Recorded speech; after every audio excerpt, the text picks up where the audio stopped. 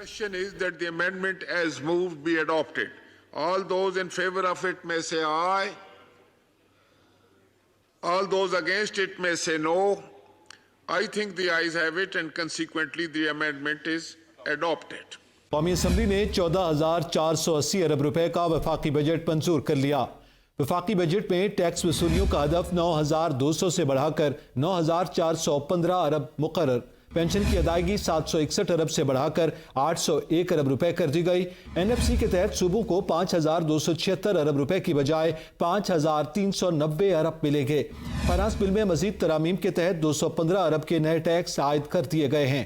قومی اسمبلی اجلاس میں وزیر خزانہ اسحاق ڈار نے پیٹرولیم ڈیولپمنٹ لیوی آرڈیننس میں ترمیم پیش کی، جسے کثرت رائے سے منظور کر لیا گیا۔ پیٹرولیم ڈیولپمنٹ لیوی کی حد 50 روپے فی لیٹر سے بڑھا کر 60 روپے فی لیٹر کر دی گئی۔ ترمیم کے مطابق وفاقی حکومت کو 60 روپے فی لیٹر تک لیوی عائد کرنے کا اختیار ہوگا۔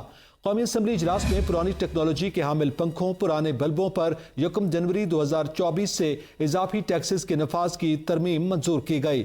ترمیم وزیر خزانہ اسحاق ڈار نے پیش کی۔ ترمیم کے مطابق پرانی ٹیکنالوجی کے حامل پنکھوں پر 1 جنوری 2024 سے 2,000 روپے فی پنکھا، جبکہ پرانے بلبوں پر 20% ٹیکس عائد ہوگا۔